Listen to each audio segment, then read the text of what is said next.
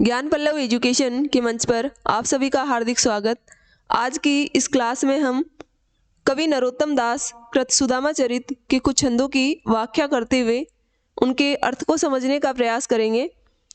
कवि नरोत्तम दास जी, जिनका जन्म उत्तर प्रदेश के सीतापुर जिले के बाड़ी कस्बे में हुआ, उनके द्वारा रचित सुदामा चरित एक खंड काव्य है और यह बड़ी ही सुंदर रचना है।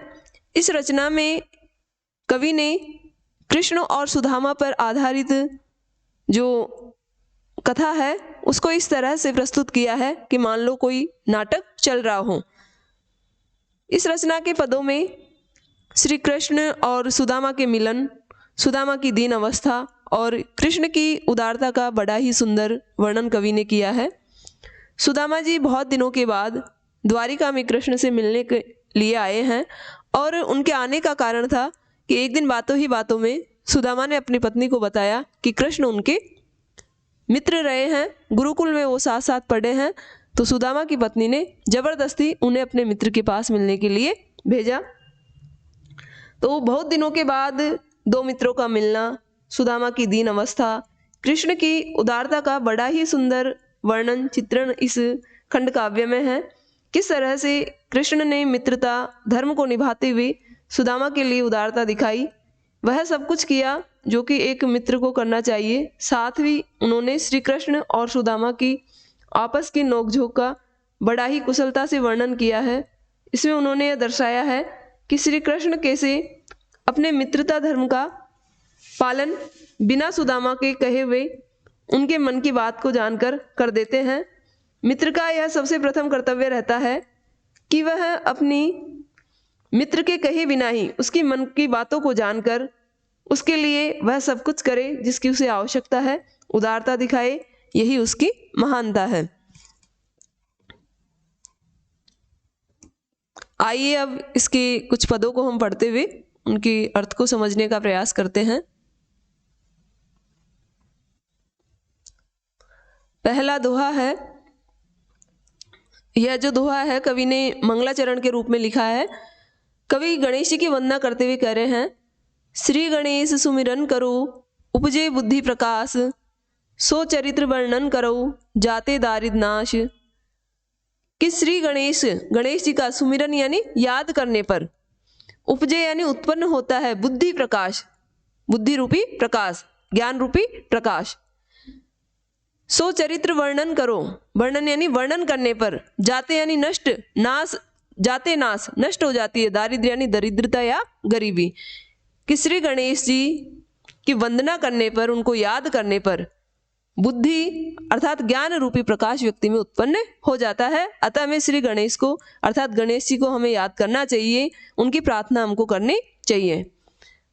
और दूसरी पंक्ति में कह रहे हैं, सो चरित्र वर्णन करो, कि उनके चरित्र का वर्णन करने पर व्यक्ति की जो दारिद्रता है, जो उसकी गरीबी है, वो नष्ट हो जाती है। अगला दोहा है, जो गंगा जल पान ते पावत पद निर्वाण, त्यो सिंदूर मुख बात ते मूढ़ होत बुद्धिवान।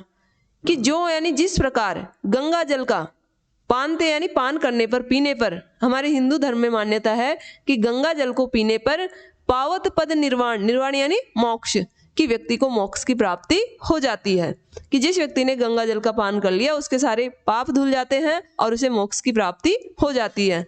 तो उसी प्रकार से, तो यानी उसी प्रकार सिंदूर मुख, सिंदूर यानी होता हाथी, और हाथी मुख मतलब गणेश जी का जो मुख था वो किसका था? हाथी का, इसलिए शब्द आया सिंदूर मुख।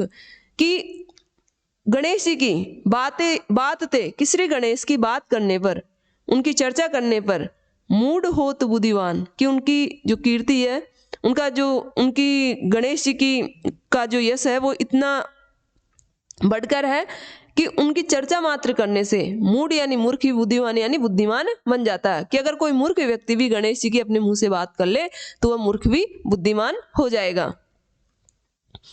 कृष्ण मित्र कई जन्म को ताको वर्णन कीन, सुख संपत्ति माया मिले सो उपदेश जो दीन। कृष्ण मित्र, कृष्ण किसके मित्र? सुदामा के। कई जन्म को, कई जन्मों से, अर्थात ये जन्म जन्मांतर से चला आ रहा कि कृष्ण और सुदामा क्या है? मित्रता को वर्णन कीन, मैं उनकी मित्रता का वर्णन कर रहा हूं। और ऐसा करने पर सुख संपत्ति माया मिले, कि व्यक्ति को सुख संपत्ति माया सब कुछ मिल जाता है। सो उपदेश जो दिन, मैं इसी तरह का उपदेश दे रहा हूं।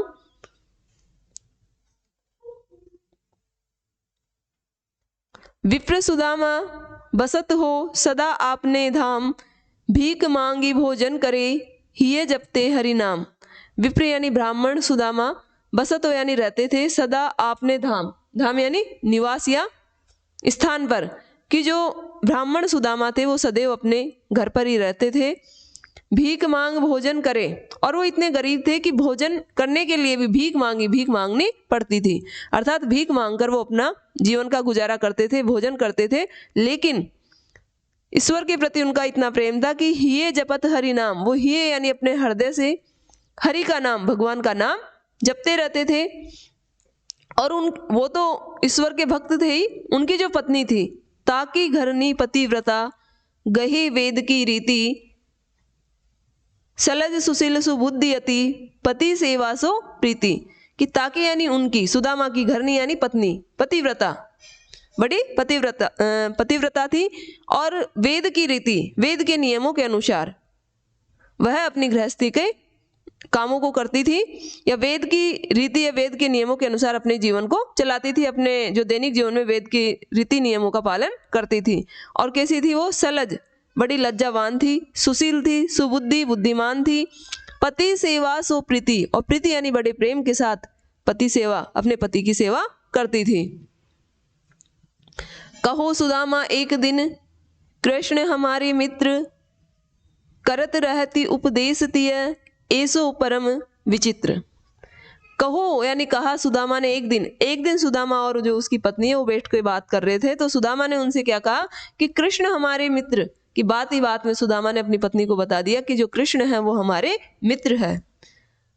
करत रहती उपदेश तिय, इस तरह वो अपनी पत्नी को भी उपदेश दिया करते थे। ऐसो परम विचित्र, इस तरह से वह जो सुदामा वो बड़ा ही विचित्र ब्राह्मण था। और जब सुदामा ने पत्नी को बता दिया कि कृष्ण उनके मित्र हैं, तो सुदामा की जो पत्नी है उसका नाम है सुबुद्धि। अब सुबुद्धि इस बात को सुनकर सुदामा से क्या कह रही है?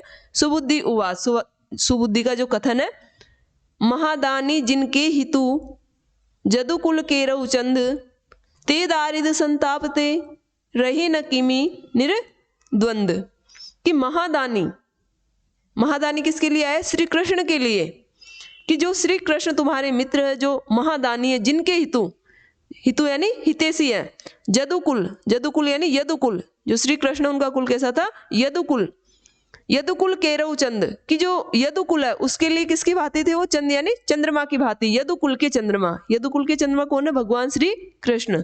तो यदुकुल केरऊ चंद, कि यदुकुल के चंद्रमा रूपी श्री कृष्ण, जो महान दानी, जिनके हितु, जिनके हितेशी है। सुदामा से कह रही है कि यदुकुल के चंद्रमा रूपी श्री कृष्ण ऐसे महादानी व्यक्ति, जिसके हितेशी अर्थात जिसके मित्र है, ते दारिद्र संतापते, ऐसा व्यक्ति अगर दारिद्र, उस व्यक्ति के जीवन में दरिद्रता और संताप यानी कष्टों का कोई स्थान नहीं होना चाहिए। अर्थात उनके जैसा मित्र होने के बावजूद हमारे जीवन में दरिद्रता है, कष्ट है, तो ऐसी चीजें हमारे जीवन में नहीं रहनी चाहिए।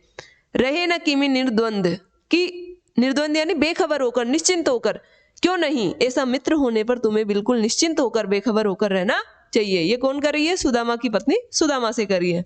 जब सुदामा ने पत्नी का यह कथन सुना तो सुदामा कह रहा है, सुदामा उवाच, कहो सुदामा बाम, सुनो व्रथा और सब भोग, सत्य भजन भगवान को, धर्म सहित जप जोग। बाम यानी पत्नी से, कहो सुदामा, सुदामा ने जब अपनी पत्नी का यह कथन सुना तो वो अपनी पत्नी से कह रहा है, सुनो व्रथा और सब भोग, कि व्रथा यानी व्यर्थ है, सब भोग, ये जो सांसारिक भोग है ये सब कुछ व्यर्थ है। अपनी पत्नी को समझाते हुए कह रहे हैं कि तुम अपने मन में इस तरह से दुखी मत हो कि हम दरिद्र हैं, हमारे जीवन में कष्ट हैं, क्योंकि व्रथा और सब भोग, ये जो सांसारिक भोग विलास है, जो सांसारिक मोह माया, ये सब कुछ व्यर्थ है। हमें क्या करना चाहिए? सत्य भजन भगवान को, एकमात्र इस संसार में जो सत्य चीज है वो क्या है? भगवान का भजन। हमें भगवान का भजन करते रहना चाहिए। धर्म सहित जप जोग, धर्म सहित हमें जप और योग करते रहना चाहिए। यही जीवन की सच्चाई है। आज के लिए इतना ही। अगली जो छंद है वो हम नेक्स्ट वीडियो में पढ़ेंगे। धन्यवाद।